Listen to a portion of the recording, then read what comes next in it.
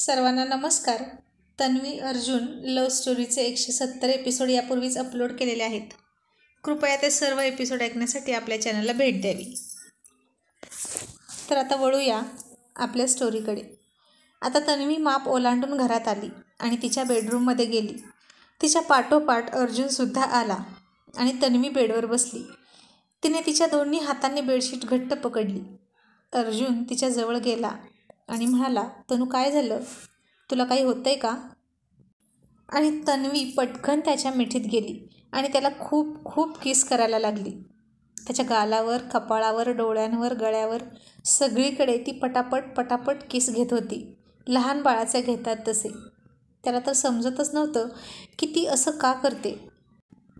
तो आता तिला काहीच म्हणत नव्हता किंवा अडवत देखील नव्हता. ती तिच्या भावना व्यक्त करत होती आणि खूप खूप सारे किस करून झाले.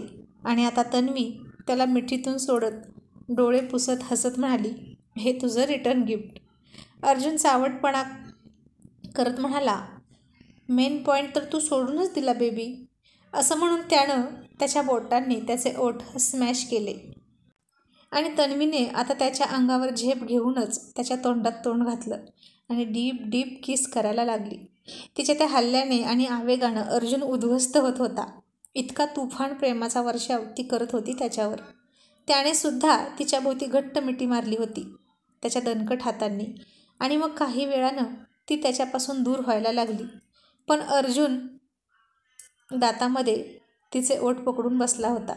तो तिला सोडतच नव्हता आणि तिच्या भोवतीची त्याची मिठी घट्ट होती. दोघांचीही छाती एकमेकांना प्रेस करत होती. तिची छाती जसजशी प्रेस होत होती तसतशी तिच्या शरीरात आग पसरत होती. आता तो तिला सोडत नव्हता. तिच्या केसातून येणाऱ्या मोगऱ्याच्या वासाने अर्जुन आणखीन चेतावत होता.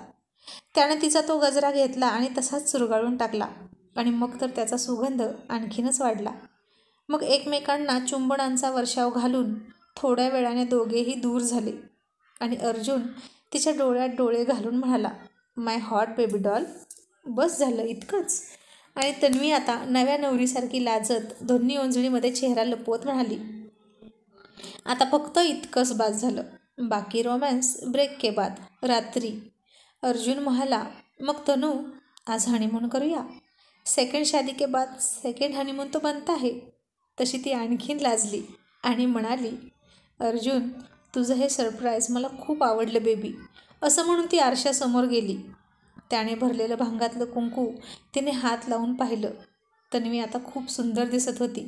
त्या लाल कुंकवामुळे तिचा चेहरा आणखीनच सुंदर दिसत होता आणि आता ती रोज तिच्या भांगामध्ये कुंकू भरणार होती.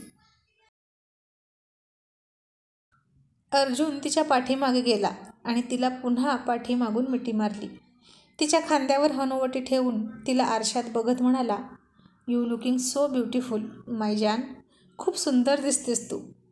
त्यानं तिच्याच डोळ्यातलं काजळ काढलं आणि तिच्या कानामागं लावलं आणि तिथंच एक किस घेतला. मग ती म्हणाली, अर्जुन आता लंच करायला जाऊया ना, फ्रेश हो ना. आणि अर्जुनने तिच्या पदराची पिन काढली. ती म्हणाली, अर्जुन हे काय करतोस तू? अर्जुन म्हणाला, का तुला फ्रेश नाही व्हायचं? ती म्हणाली, हो होणार आहे, पण तू तुझं आवर ना, मी माझं आवरेन. अर्जुन म्हणाला, Tanu we are made for each other. आपण एकमेकांसाठी बनले आहोत ना, मग एकमेकांची कामं करायची. हा रूल असतो नवरा बायकोत. तुला माहीत नाही? Come on baby. आता तू मला फ्रेश कर आणि मी तुला फ्रेश करणार. तशी ती आणखीन लाजली आणि म्हणाली, अर्जुन तुझं सुरू झालं आत्ताच. रात्र तरी होऊ दे. अर्जुन म्हणाला, रात्र होण्याची वाट पाहायचीच कशाला? हम भी है तुम भी हो, दोनों आमने सामने है, मग प्रॉब्लेम काय आहे? असं म्हणून त्यानं तिचा पदर बाजूला केला आणि हिसक्याने पदर खेचला. तशी तन्वी 4-5 गोल गोल गिरक्या घेतल्या तिनं आणि तशी तिची अख्खी साडी त्याच्या हातात आली आणि तन्वीनं साडीचं शेवटचं टोक पकडून ठेवलं. आता अर्धी साडी अर्जुनच्या हातात होती. पेटीकोट आणि ब्लाऊजवर असलेली तन्वी शेवटचं साडीचं टोक पकडून छातीसमोर धरून उभी होती आणि तिचा तो हॉट सेक्सी लुक पाहून अर्जुन घायाळ होत चालला. आता तो हळूहळू तिची साडी खेचत तिच्याकडे निघाला आणि ती तशीच लाजून उभा होती. जो काही उरला सुरला साडीचं टोक होतं ते तिनं आता आणखीन छातीवर झाकून घेतलं, पण तितकंसं पुरेसं नव्हतं तिची लज्जा झाकण्यासाठी. आणि अर्जुनची धारदार जालीम मादक नजर त्या साडीमधून ब्लाऊजमधून तिच्या छातीमध्ये जात होती. आता अर्जुन तिच्या केव्हा जवळ आला, तिच्या हातातलं ते साडीचं टोक त्यानं केव्हा ओढून घेतलं आणि केव्हा अख्खी साडी त्यानं बेडवर फेकली हे तिलासुद्धा कळलं नाही. आणि त्यानं तशीच तिला अलगद मिठीत उचलली. तिने दोन्ही हात त्याच्या गळ्याभोवती टाकले आणि मग तशीच त्याच्या कुर्तेची बटणं काढायला तिनं सुरुवात केली. अर्जुननं तिला तशीच उचलून बाथरूममध्ये नेली आणि तिला खाली सोडत म्हणाला, आत्ता हो फ्रेश. आणि तो बाहेर निघून आला. मग तन्वी थोडीशी गालात हसली आणि म्हणाली, वेडे अर्जुन सर. त्याचा हा आजचा रोमॅन्टिक अंदाज तर तिला फार आवडला होता. दिवसेंदिवस त्याचा रोमॅन्टिक मूड वाढतच चालला होता. कालच्यापेक्षा आजचा अर्जुन खूप रोमॅन्टिक असायचा. काहीतरी वेगळं आणि हटके करायचा तो. आणि आज रात्री हनीमूनच्या नावाखाली तो काय काय करेल काय माहीत. असं म्हणून ती थोडी हसली आणि फ्रेश झाली. मग सगळेच फ्रेश होऊन डायनिंग टेबलवर आले. सगळ्यांनी छान लंच केला. अर्जुन आराम करत होता. तेही कधी नव्हे ते, कारण तन्वीनं त्याला दम देऊनच बेडवर झोपायला लावलं होतं. काल तो एकटा घरी होता, पण कुणालसोबतच गप्पा मारत बसला होता. त्याला सवय नव्हती अशी घरात बसून राहायची आणि आराम करत बसायचं. पण आज काय करणार, तन्वी मॅडम होत्या ना, त्यामुळे त्याला तिचं ऐकावंच लागणार होतं. आणि आता त्याला ऑफिसचं टेन्शन अजिबात नव्हतं. तन्वी सगळं व्यवस्थित हँडल करत होती हे त्याला माहीत होतं. आणि आता तोही एक विचार करत होता, तन्वीला दुसरं सरप्राईज देण्याचं. त्याच्याकडे तर त्याच्या बायकोसाठी ढीगभर सरप्राईज रेडी असायचे. पण आता एकही सरप्राईज त्याचं अगोदरसारखं फेल जात नव्हतं. प्रत्येक सरप्राईज सक्सेस व्हायचं. आणि त्याचा मोबदला अर्जुन सरांनासुद्धा रिटर्न गिफ्टमध्ये मिळायचा. जसं मघाशी आल्या आल्या रिटर्न गिफ्ट मिळालं तसं. तन्वी स्टडीमध्ये होती आणि ती अतुलकडून पार्टीविषयीच्या सगळ्या अपडेट घेत होती. मग आता बघता बघता संध्याकाळ झाली. अर्जुनचा अख्खा स्टाफ, सगळे त्याचे बिझनेस कलीग, मीडियावाले, प्रेसवाले सगळ्यांना मेल करून इन्व्हिटेशन दिलं होतं. पार्टी रात्री 9 वाजता सुरू होणार होती. आता या पार्टीविषयी कुणाल आणि रियालासुद्धा भणक नव्हती लागली. आणि आता तन्वीपुढे सगळ्यात मोठा टास्क होता, तो म्हणजे अर्जुनला तिथपर्यंत नेणं. तो कोमातून बाहेर आला आहे हे आज सगळ्यांना कळणार होतं. आणि हे सरप्राईज फक्त अर्जुनसाठीच नव्हतं तर सगळ्यांसाठीच होतं. पण कसं करू, त्याला तिथं कसं नेऊ, तिला काही सुचत नव्हतं. विचार करून करून तिचा मेंदू हँग झाला, पण काही सुचलं नाही तिला. शी बाबा, अर्जुनला कसं सुचतं पटकन. दरवेळी किती हटके सरप्राईज असतात त्याचे. आणि तिनं अतुलला फोन केला आणि म्हणाली, अतुल, अर्जुनला पार्टीत कसा आणायचा तूच सुचव, मला काहीच कळत नाही. अतुल म्हणाला, फक्त इतकंच का मॅडम, डोंट वरी, मी आहे ना, मी करतो मॅनेज. तसं द अर्जुन सरांना उल्लू बनवून थोडं कठीण आहे, पण मी ट्राय करेल, असं तो म्हणाला. मग आता 8:30 वाजता अतुल अर्जुनला फोन करून म्हणाला, अर्जुन सर, आज आपण दोघांनी पार्टी एन्जॉय करायची आहे. तुम्ही लवकरात लवकर मी सांगतो तिथं या. अर्जुन म्हणाला, नको रे अतुल, मला तन्वी परवानगी देणार नाही. अतुल म्हणाला, अर्जुन सर, असं असतं का? मी तुम्हाला माझी सॅलरी वाढवा असं म्हणालो का कधी?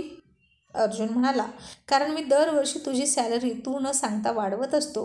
तू कशाला सांगायला हवंस मला? अतुल म्हणाला, ते ठीक आहे, मी तुमच्यासाठी इतकं करायचं आणि तुम्ही माझ्यासाठी इथपर्यंत येऊ शकत नाही.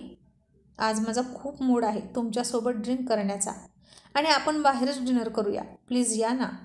तरीही अर्जुन आढेवेढेच घेत होता. अतुल, तू घरी गेला नाहीस का? तुझी बायको वाट बघत असेल, जा बरं घरी. अतुल म्हणाला, बायकोला मारा गोळी. आणि अर्जुन म्हणाला, ए अतुल, असं नको बोलूस यार, बायको ही अर्ध अंग असते आपली. अतुल हसून म्हणाला, सर, अर्धांगिनी म्हणायचं आहे का तुम्हाला? अर्जुन हसून म्हणाला, दॅट इज दॅट, तेच ते. म्हणून बायकोला बोलायचं नाही काहीच. ती आपल्यासाठी खूप सॅक्रिफाईस करत असते, उपास करत असते, नवस करत असते. ती आपल्यासोबत खंबीर उभा असते आणि संकटात आपल्या पाठीमागे ढाल बनून उभी राहते. आता अर्जुन सर जे बोलत होते ते सगळं तन्वीविषयी बोलत होते.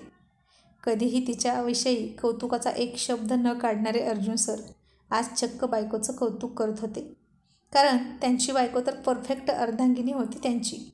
मग अतुल म्हणाला, सर, संकटात खंबीर साथ देते हे ठीक आहे, पण जेव्हा बायकोच सगळ्यात मोठं संकट असेल तर काय करायचं? आणि अर्जुन हसून म्हणाला, तू सुधरेगा नहीं साला. आणि अतुल म्हणाला, और आप कभी झुकेगा नहीं साला. आणि आता दोघेही हसत होते. अर्जुन म्हणाला, अतुल, खरंच तुला कंटाळा आला आहे तुझ्या बायकोचा? सपना आवडायला लागली की काय तुला? आणि अतुल आश्चर्याने तोंडावर हात मारत म्हणाला, ओ सर, काय बोलताय तुम्ही? मॅडम असतील हां तुमच्या आसपास, त्यांना जर आपली ही गॉसिप कळली ना तर चिडतील त्या. अर्जुन म्हणाला, ती नाही इथं म्हणून बोलतोय. मग अतुल फार लाडात येऊन म्हणाला, अर्जुन सर, तुम्हाला माझी शपथ आहे, तुमच्या एका फोनवर मी रेडी असतो तुम्ही सांगेल ते करायला. फक्त तुमचा एम्प्लॉई म्हणून नाही तर मित्र म्हणून मी सगळं मनापासून करतो. मग आता तुम्ही मला एम्प्लॉयसारखे वागवताय का? एकतर तुम्ही हॉस्पिटलमध्ये होता तेव्हा माझी काय अवस्था झाली होती हे माझं मलाच माहीत. माझाही जीव तुमच्यासोबतच हॉस्पिटलमध्ये घुटमळत होता. असं म्हणून अतुल आता भावूक झाला. त्याचा कंठ दाटून आला. आणि आता हे तो नाटक करत नव्हता. अतुलचं अर्जुनवर आणि अर्जुनचं अतुलवर खूप खूप प्रेम होतं. आणि अर्जुनला आता वाईट वाटलं आणि म्हणाला, अतुल, यू नो व्हेरी वेल यार, तू माझ्यासाठी किती इम्पॉर्टंट आहेस हे तुला माहीत आहे. अतुल म्हणाला, जर खरंच मी तुमच्यासाठी इम्पॉर्टंट असेल तर तुम्ही येणार म्हणजे येणार. मी ॲड्रेस मेसेज केला आहे व्हॉट्सअपला. मला काहीही ऐकायचं नाही. आणि जर तुम्ही नाही आलात तर तुम्ही इथे येईपर्यंत मी इथून हलणार नाही म्हणजे नाही. मग अख्खी रात्र जाऊ द्या, 2 दिवस जाऊ द्या किंवा अख्खा महिना जाऊ द्या. आणि आता अर्जुनला कळतच नव्हतं की अतुलने काय इतका हट्ट पकडला आहे. आणि अर्जुन गालात हसत म्हणाला, after all he is my second wife. हे मी विसरतच होतो की तो माझी दुसरी बायको आहे. नो नो, दुसरी नाही, तो माझी पहिली बायको आहे. दुसरी बायको तर तनू आहे. असं म्हणून तो स्वतःशीच हसला आणि म्हणाला, पण या बिनशेपटाच्या वाघिणीला कसं म्हणवायचं? ती नाही ऐकणार. आणि अर्जुन अतुलला म्हणाला, अतुल, तू एक काम कर, तू इकडेच ये ना. इथेच आपण डिनर करू, वाटलं तर ड्रिंकसुद्धा करू. कुणालाही आहे आपल्यासोबत. अतुल म्हणाला, मला कोणीही कबाब में हड्डी नको आहे सर. तुम्ही येणार म्हणजे येणार, दॅट्स फायनल. आणि तुम्ही मॅडमना विचारून तरी पहा, कदाचित त्या हो म्हणतील. असं म्हणून अतुलनं फोन ठेवून दिला. आणि मग अर्जुन म्हणाला, आता गेलंच पाहिजे, नाहीतर तो पुन्हा खूप चिडेल. आणि तो तन्वीला म्हणाला, तनू, हा अतुल बघ ना किती हट्ट करतोय, भेटायला बोलवत आहे मला बाहेर. मी जाऊ का बेबी? मग तन्वीनं थोडा विचार करण्याचं नाटक केलं आणि म्हणाली, ओके जा, पण लवकर ये. आणि अर्जुन खुश झाला. तो निघाला तसा तन्वी म्हणाली, अर्जुन, असाच जाणार आहेस का? मी तुझ्यासाठी सूट देते, वेट. आणि तन्वीनं अर्जुनसाठी तिच्या आवडीचा पार्टीवेअर सूट दिला. तो म्हणाला, तनू, अगं मी अतुलला भेटायला चाललोय, गर्लफ्रेंडला प्रपोज करायला जात नाही. तन्वी हसून म्हणाली, अतुल तुझ्या गर्लफ्रेंडपेक्षा काही कमी नाही. रुसला आहे ना आता तो तुझ्यावर? इतकी तर मीही कधी रुसत नाही. असं म्हणून तिने त्याच्या शर्टचे बटन काढले. शर्ट काढून त्याला दुसरा शर्ट घातला. अर्जुन म्हणाला, ते खरं आहे तुझं, आज गाढवानं खूपच हट्ट केला. मी सुद्धा त्याचा हट्ट मोडू शकलो नाही. अर्जुनने मग सगळे कपडे घातले. तन्वीनं त्याच्या अंगावर ब्लेझर चढवलं. अर्जुननं गाडी स्टार्ट केली तशी तन्वीसुद्धा पटापट रेडी झाली. रिया आणि कुणालासुद्धा तिने तयार व्हायला सांगितलं.